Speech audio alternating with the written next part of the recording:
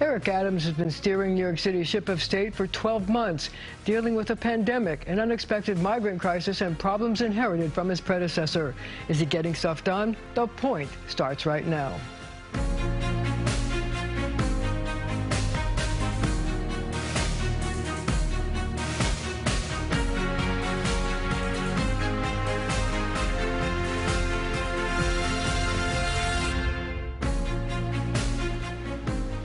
The other day, Mayor Adams described himself as the pilot of the airplane known as New York City, insisting that the passengers, city residents, should be cheering for him to land the plane.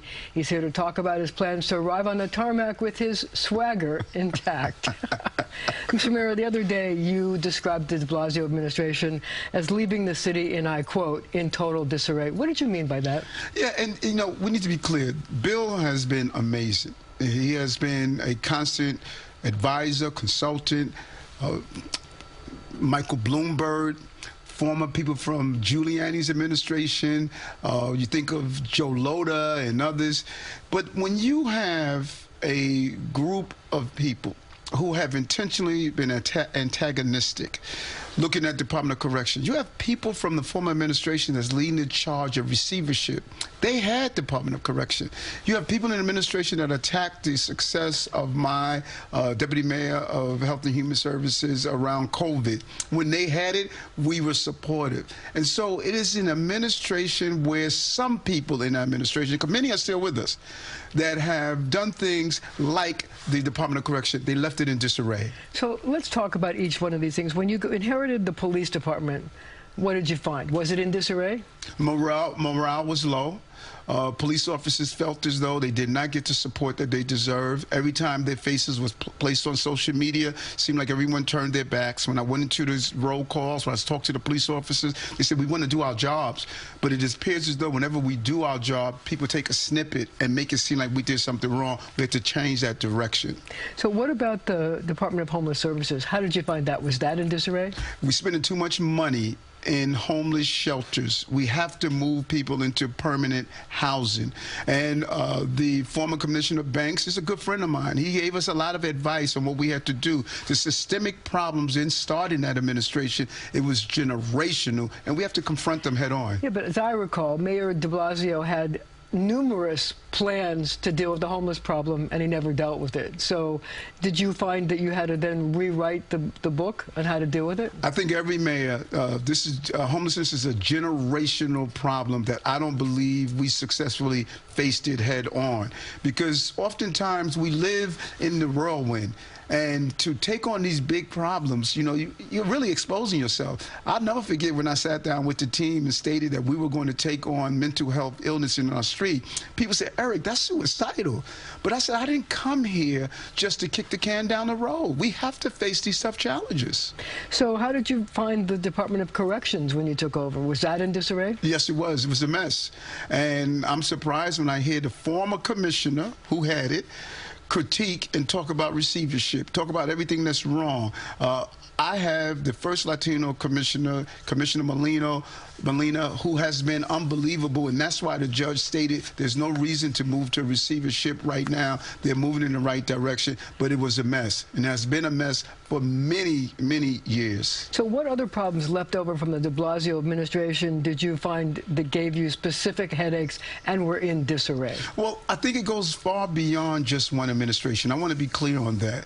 You had people in the former administration, many I kept on board with me. They continue to serve with me. I look at Dawn Panic at DCAS. She's doing an amazing job. I look at what the mayor has done. Being a mayor is a challenging job.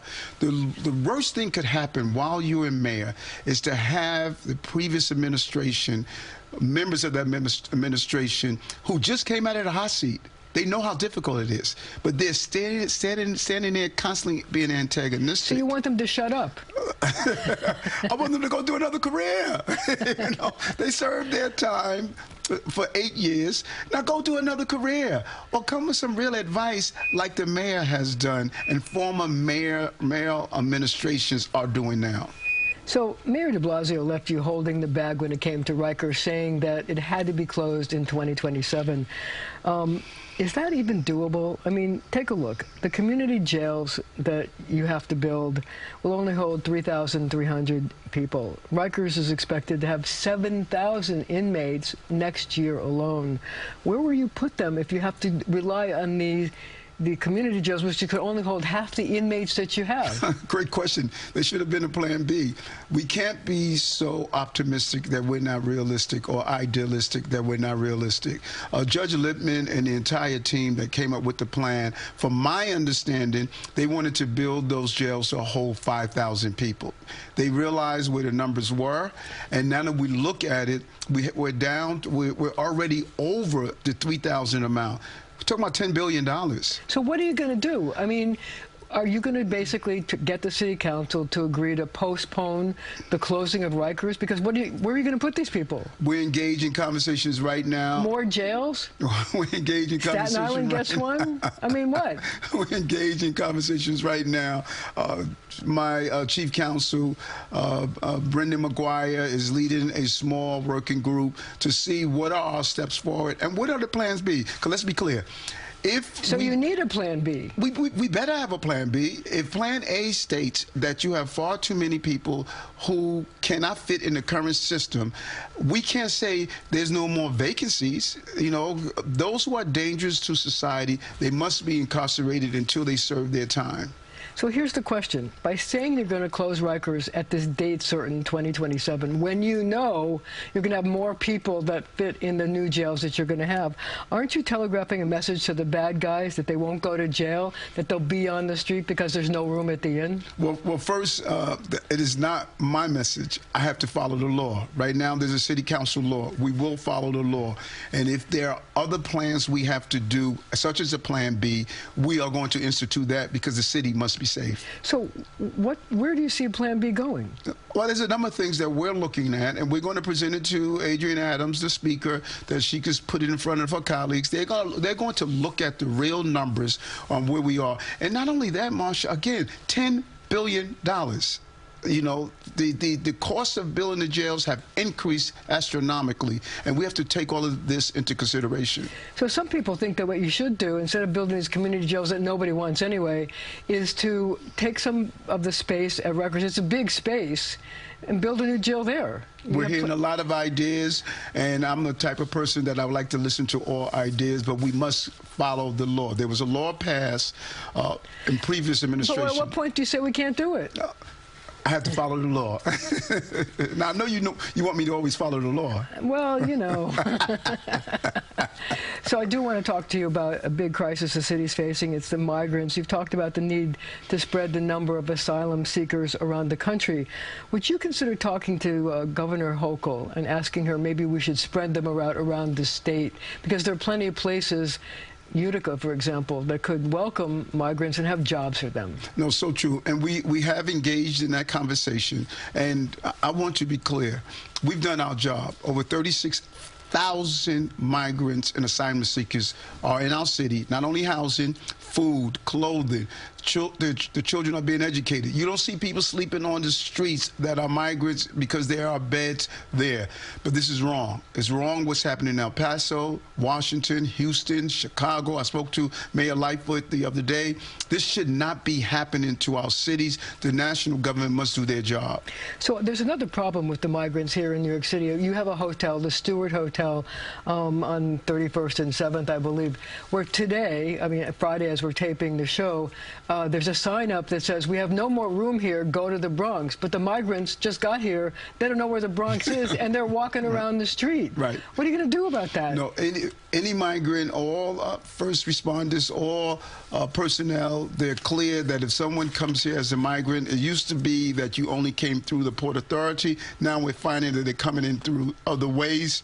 They are directed to an intake center. They're given the necessary information on how to navigate the city with the system from the city, so we're not leaving anyone on their own. They're on the streets right now as we speak. They're wandering around. Yeah, and you're going to find, no matter how perfect a system is, there are going to be some outliners. 36,000 people came here. Over 24,000 are still in our care, and we have really provided a safety net for those numbers. And so those who are walking around, they will stop and speak to someone, and they will be directed to the right location. You're going to send any more people there to try to help them out?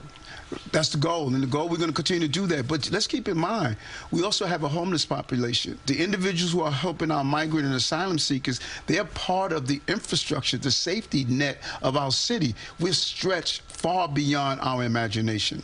All right, we're going to be right back with more with Eric Adams, mayor of the city of New York.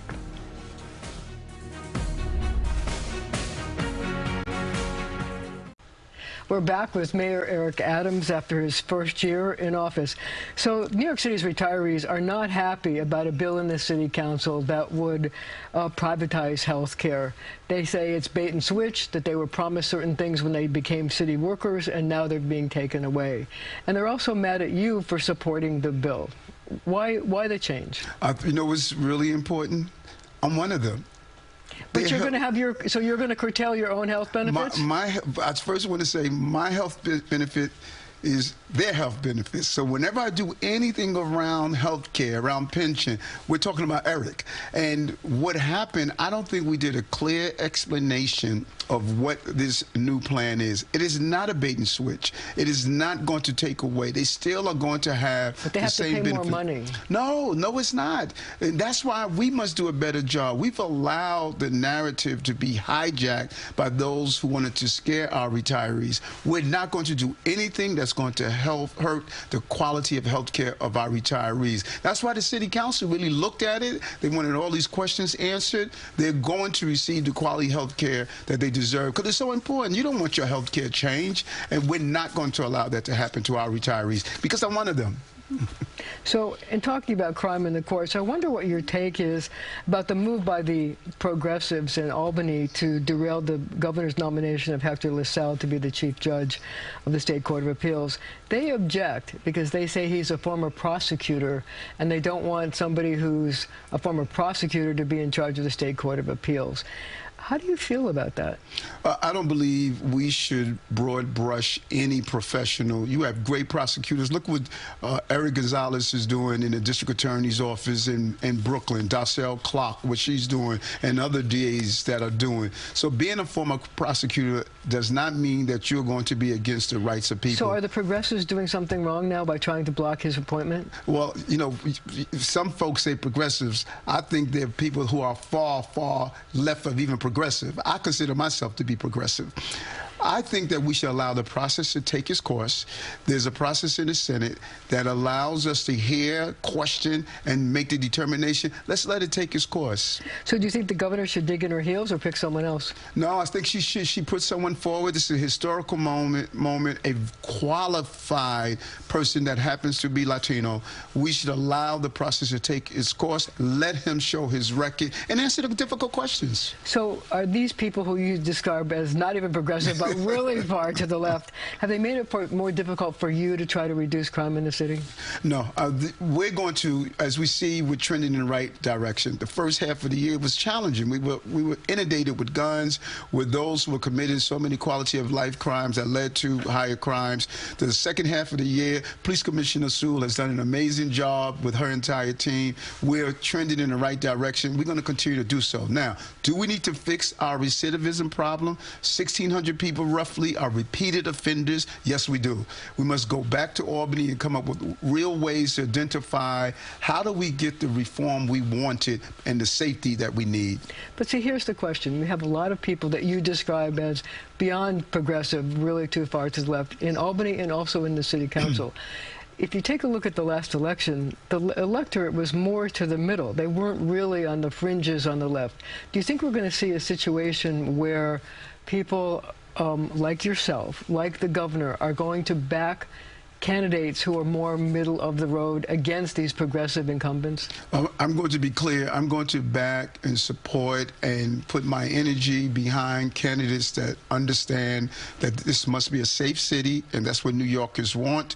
And we must deal with our homelessness, our mental health, our housing. All of those issues are part of what makes this city function. And I'm going to support those who actually see the same thing. Now, the voters will make the ultimate decision on who they're going to vote for. But that sounds like, I hate to say it, a threat that you're going to find people who No. may not be the people who are incumbents right now, but who are going to see more your point of view and more middle of the road moderate. No, it's not. It's not a threat. It's just being very clear. Yes, it is. What I've always done. Listen, there's sometimes I will endorse candidates and they won't get elected. There's sometimes I've endorsed candidates that were elected, and I think that it's up to the voters to make the final determination. I'm going to raise the issues. I'm going to tell the voters here the things that are important and who is getting in the way of those things, and then the voters will make that determination. But some of these people made it more difficult for you to job, especially in the city council. I think so. I think there's some people. What's interesting, what I'm seeing in politics right now, Marcia, there's some people who have no desire of governing. They could care less of what they bring back to their districts. Their desire is to be at war. And so if you start out with the desire that all I want to do is fight, then you're not concerned about the resources that are coming back to your districts. You're just concerned about how am I going to continue to be in the state of battle. This is war. This is peacetime as we bring home the goods to our districts. But you see, if you take a look at what's going on in Washington, where you have the Republican Freedom Caucus enjoying the battle to prevent the speaker, and then you take a look at Albany, where you have these so-called left-of-center Democrats who want to stop the governor's appointment of the judge to the State Court of Appeals. It's sort of the same thing, only on different ideologies. Like they're in it for, as you said, the battle. How do you stop that? And that's what I've been saying over and over again. There is a co-conspirator of the far, far left and the far, far right. The far, far left supports no one should be arrested for carrying a gun. The far, far right supports everyone should be given a gun. And so we have the American people and the New York City public. We're in the middle of the battle of those two extremes. And they don't realize it, but they are the obstructionists that's in the way. Now it's time for us well-thinking, moderate, progressive moderate, those who believe that our people, our cities and countries should move forward to get back our voice in our government. It sounds like a threat to me. But anyway, guns continue to be a problem in New York City, especially in schools. Now, when you took office, you said that you were going to have a pilot program to come up with a new way to, like, find a new magnetometer to find guns going into schools. I wonder where we are at that. It's a year in. Where are we? It has to pass the test. And what changed our dynamic so much was the Supreme Court decision that now everyone basically can get a gun. The default is get a gun until you can prove that they can't get a gun. That's changed really the dynamic. So are you still going to do this, or are you going to? We have less restrictive ways that we are looking at to determine if someone is in possession of a gun. We're still looking at this innovation because there's new stuff coming out every day. We're meeting with a group of high-tech companies to look at some of the other methods we want, but we got to get it right. We can't do it just because it sounds good. It has to pass our smell test. So we've got about 30 seconds left. Yes. This is really sad to ask this question, but are you worried about the city's finances? Oh, gee, yes, I am. You know, we have a multi-billion-dollar budget deficit, and these asylum seekers, the issues we're facing can be anywhere between $1 billion and $1.5 billion. This is a real issue, and it's going to impact every city service, and we must get the help from Washington, D.C. So will you be cutting police? Will you be cutting fire? Will you be cutting teachers? What are you going to have to do? We're not at the point of pointing where we're going to have to nip and tuck and cut, but we do know this. Every city service will be impacted if we don't get the help we need from Washington, D.C. Every city service? Every city service. Less cops? Every city service. Okay, we're going to have to leave it right there for now, but our conversation continues with the mayor right after the show on our streaming channel, CBS News New York.